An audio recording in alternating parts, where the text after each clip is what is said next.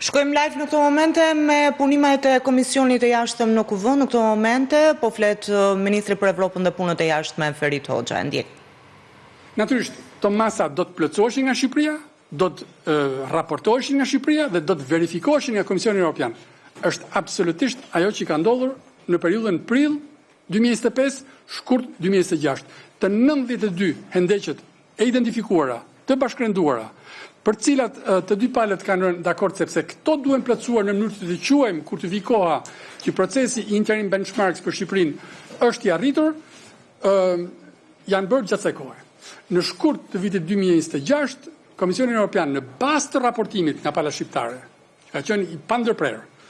janë hartuar një numër i konsiderueshëm dokumentesh mbështetëse, akte ligjore, dokumente strategjike, pra prova të zbatimit konkret të atyre angazhimeve që të detajuara të kapitalizuar në 92 hendeqe. Natyrisht që paralelisht është punuar dhe në aspektet e tjerë, është shënuar progres i matshëm në fusha kyçe duke shënuar kalimin nga një fazë angazhimesh në një fazë zbatimi, sepse në thelb kjo është dhe esenca e ushtrimit. Mbi këtë bazë, pasi ka konstatuar se Shqipëria u është përgjigjur angazhimeve, Komisioni Evropian i cili negocion me palën shqiptare në emër të Bashkimit Evropian, pra ata janë mandatuar nga Këshilli i Ministrave i Bashkimit Evropian për negociuar në emër të Bashkimit Evropian, ka hartuar raportin mbi piketat, i njohur ndryshe si Interim Benchmarks Assessment Report,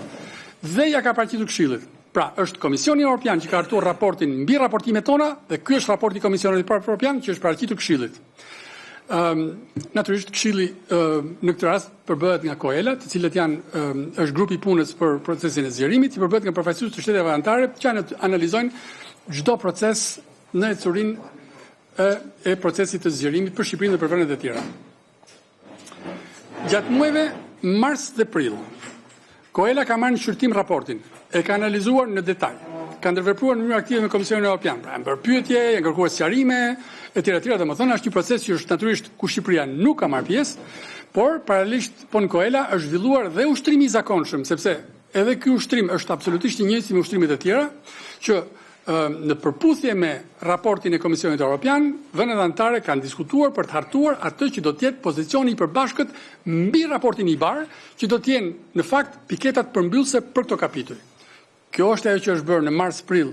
në Bruksel, në të gjitha takimet e COELA-s. Siç e theksova dhe siç e dim, Shqipëria nuk është pjesë e këtij diskutimi, Shqipëria nuk është në sallë, pasi raporti është dokument i Komisionit dhe ndërveprimi zhvillohet vetëm mes dy institucioneve të BE-s, Komisionit dhe Këshillit. Megjithatë, ajo që dim me siguri, meqense kjo na është thënë, është se rekomandimet e Komisionit për Këshillin kanë qenë pozitive, duke njohur progresin e arritur dhe përmbushjen e piketave dhe si duke rekomanduar vijimin e procesit për miratimin e tyre. Ky është momenti ku ndodhemi aktualisht me IBARS. Është rëndësishme të theksohet se ky proces, veçanërisht duke qenë se zbatohet për herë të parë në kuadër të metodologjisë së re siç e përmenda, nuk është as i paracaktuar e as i kufizuar në kohë. Diskutimet në nivel Bashkimit Evropian janë pjesë integrale e mekanizmave të kontrollit, të verifikimit dhe garantimit të cilësisë së reformave. Është e arsyeshme të avancohet se përmes të ushtrimit të parë me Shqipërinë, BE-ja po vendos dhe një standard të vetin për të aplikuar me vendet e tjera që do të jenë në këtë proces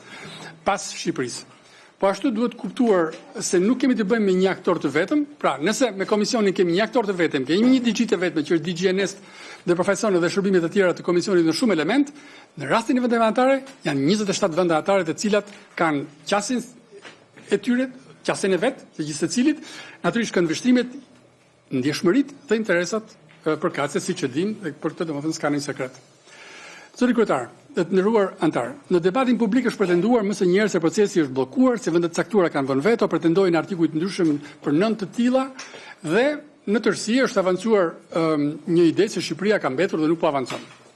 Duke mirë kuptuar absolutisht interesin e veçantë për këtë proces, duke respektuar debatin publik, pavarësisht qasjes, pavarësisht nivelit të informacionit të atyre që janë pjesëmarrës të debat, dëshiroj të them të përsëris në fakt sepse e kam thënë edhe herë të tjera, shumë qartë dhe me përgjegjësi. Këto pretendime nuk qëndrojnë. Nuk ka pasur dhe nuk ka bllokim, nuk ka pasur dhe nuk ka veto nga asnjë shtet anëtar për procesin e antarësimit të BE-s, të Shqipërisë në BE. Procesi ka vijuar dhe vjen normalisht. Këtë, nëse ka nevojë të kujtohet, e ka thënë dhe delegacioni i Bashkimit Evropian në Tiranë dhe e ka publikuar ka theksuar publikisht, sepse progresi i dukshëm i vendit negociata është theksuar në mënyrë të përsëritur disa herë nga komisionera Kos, qoftë në intervista, qoftë në publikimet e saj, dhe natyrisht edhe nga përfaqësuesja e lartë zëvendës presidentja Kajas. Ajo që duhet të mbajmë parasysh se ritmi i procesit, cili do qoftë ai, përcaktohet nga dy elementë, nga presidenca dhe nga shtetet anëtare të BE-s. Ata do marrin kohën sa ta kenë të shohin të arsyeshme për një dokument i cili është thelbësor për procesin dhe bëhet për herë të parë në këtë formë dhe me këtë metodologji. Në këtë kuadër, ajo që është thelbësore është puna dhe rezultatet tona. Ne duhet të vijojmë me durim dhe vendosmëri duke dëshmuar progres të qëndrueshëm dhe të verifikueshëm në atë që dimë të bëjmë më mirë, që janë reformat dhe për të përmbushur angazhimet. Objektivi ynë është i qartë, të bëjmë pjesën tonë me seriozitet, të ecim përpara në përputhje me ambicien tonë dhe planin e përbashkët të Komisionit Evropian, i cili është i bërë i ditur dhe deri tani ka funksionuar në mënyrë maksimale, pra për të mbyllur negociatat teknike brenda vitit 2027 dhe për të bërë të mundur në shkrimin e traktatit të antarësimit gjatë vitit 2028 dhe për ta çuar Shqipërinë në Evropë në harkun në horizontin 2030. Në planin më të gjerë diplomatik do të them dy fjalë, sepse ky proces natyrisht nuk është i kufizuar vetëm në Bruksel, por kemi patur një angazhim të qartë dhe të mirë koordinuar përmes kontakteve të nivelit lart kudo ku ka qenë e mundur, qoftë në Bruksel, qoftë në kryeqytete apo kudo ku, siç ndodh rëndom tani në forume të ndryshme ku mblidhen vendet anëtare dhe jo anëtare edhe të tjera në një shtrirje më të gjerë.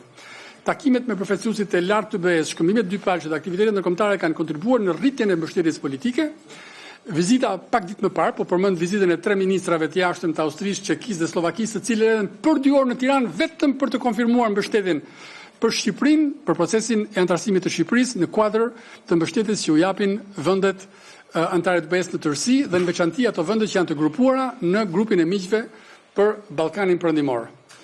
Njëkohësisht bashkëpunimi me presidencët e BE-s ka qenë thelbësor, ne jemi në kontakt të vazhdueshëm me presidencën aktuale e Kiprit, me presidencën e ardhshme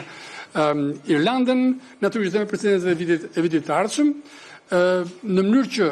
të bëjmë gjithçka që është e mundur ta kthejmë integrimin antarësimin e Shqipërisë në një projekt gjithëpërfshirës kombëtar dhe të forcojmë imazhin e Shqipërisë si një vend që kontribon për sigurinë dhe vlerët europiane dhe si një vend që e meriton të jetë në atë avallin aty ku ka kërkuar e kërkon prej 8 dekadash.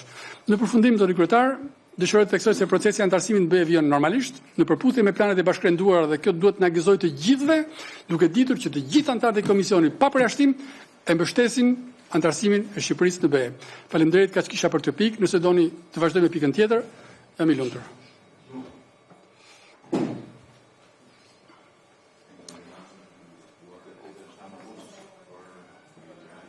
Tani,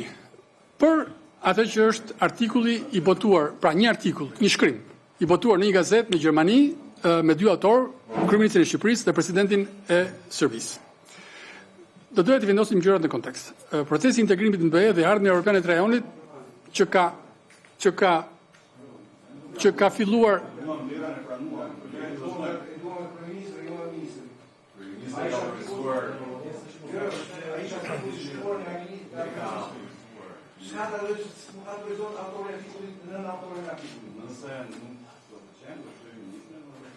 Pra, doja të vendosja në kontekst këtë element, këtë artikull të publikuar në një gazetë, pasi e ardhmja e vetë Bashkimit Evropian. Fakti që zgjerimi mbas 13 vitesh, mbas 12 vitesh, që më saktë, u rikthye në qendër të politikave të Bashkimit Evropian, detyrimisht ka qenë objekt diskutime të shumta në gjitha nivelet, gjithsesi në Evropë, madje edhe përtej. Pasi siç e dimë që nga antarësimi i fundit 2013 i Kroacisë, zgjerimi ka qenë në atë që quhet back burner, domethënë i lënë mënjan, me ato fjalët me të cilat ishin mësuar perspektiva, është e mundur, do bëhen reformat e tjera, domethënë, por me asnjë gjë konkrete deri në moment caktuar. Në kushtet e reja të krijuara sigurisht nga agresioni rus në Ukrainë dhe nga një kontekst gjeopolitik që është edhe më i gjerë dhe më i stisur, gjithsesi sfidues, zgjerimi tani shihet si një mjet për forcimin e stabilitetit, për konsolidimin e demokracisë së shtetit të drejtës dhe për rritjen e peshës globale të BE-s dhe një instrument kyç për ndërtimin e Evropës së Bashkuar, të qëndrueshme të aftë për të përballur sfidat e ardhmës. Këto Shqipëria ka thënë që kuri është fatlumsi që këto i ka pranuar BE-ja më në fund, që absolutisht zgjerimi dhe antarësimi i Shqipërisë në BE kontribuon pikërisht në këto elemente thelbësor që janë tani në qendër të politikave evropiane. natyrshëm që një qasje e tillë, një ndryshim kaq madhor në politikat e Bashkimit Evropian do nxiste një valë diskutimesh në nivel evropian e rajonal, duke sjellë ide të ndryshme. Nga modelet të çfarë kemi dëgjuar për integrimin gradual, për askush se ka përkufizuar realisht se çfarë është. Kemi dëgjuar për antarësimin e diferencuar. Edhe as ky nuk ka qenë absolutisht i specifikuar sa duhet për të kuptuar njësoj nga të tërë. Apo kemi dëgjuar për elemente të ndryshëm, hapjen e nishave të veçanta për t'i përfshirë vendet kandidate në forma të ndryshme, në nivele të ndryshme, në mënyrë që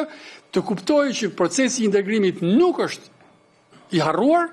por natyrisht duhet të kuptojmë dhe kompleksitetin e brendshëm të funksionimit të BE-s. Sepse përplasja e madhe sot në procesin e zgjerimit është i ndërtuar në dy elemente. Një, premtimi që është dhënë që në Selanik në vitin 2003 që këto vende e kanë të ardhmën në BE, po i cili ngelet dhe masi breznie i pa materializuar, dhe nga ana tjetër si mund të funksionojë BE-ja, si mund të jetë eficiente, si mund të jetë në nivelin e dur për vetë qytetarët dhe për imazhin e vet dhe për aksionin e vet në botë me një numër të shtuar antarësh. Natyrisht që kjo çështje është vazhdon të jetë gjallë, por është një element strategjik në agendën europiane sepse kërkon kreativitet, fleksibilitet dhe vizion afatgjatë. Pikërisht në këtë kontekst duhet parë artikull publikuar në Frankfurter Allgemeine Zeitung e një qasje që zgjoj vëmendje dhe që kërkon një legjizim të qetë dhe racional. Në mënyrë të përmbledhur, ndryshe nga sa është thënë e shkruar, ky artikull nuk sfidon kurrësi në asnjë mënyrë objektivin strategjik të antarësimit të plot në Bashkimin Evropian. Përkundrazi, për çdo që e ka lexuar me vëmendje, unë pretendoj të bëj pjesë tek ata, ai synon të bëj këtë rrugë më të prekshme, më funksionale, më të besueshme, si për vendin aspirante, ashtu edhe për vetë Bashkimin Evropian. Me lejonet i marr gjërat me radhë. Meqense kuptoj që interesi është jashtëzakonisht i madh. Së pari, ajo që është themelore dhe që po bëjmë për ditë, përfshirë me i bars. Antarësimi i plot në Bashkimin Evropian mbetet element i panegociueshëm, i patjetërsueshëm, i pandryshueshëm. Ai nuk është opsion, por është objektivi strategjik madhor i gjithë Shqipërisë, i gjithë klasës politike shqiptare. Dhe në artikull nuk bëhet fjalë kurrësi për heqje dorë nga ky synim, as për relativizim e më pak me zëvendësim të rrugës që po ndjekim. Ajo që propozoi aty në atë artikull është një rrugë e përshpejtuar dhe më fleksibël që lejon afrimin gradual me strukturat kryesore të Bashkimit Evropian para antarësimit, veçanërisht në fushat ekonomike, tregu i përshtatshëm që është thelbi në fakt i antarësimit të Bashkimit Evropian në planin ekonomik dhe një aspekt tjetër i rëndësishëm, lëvizshmëria.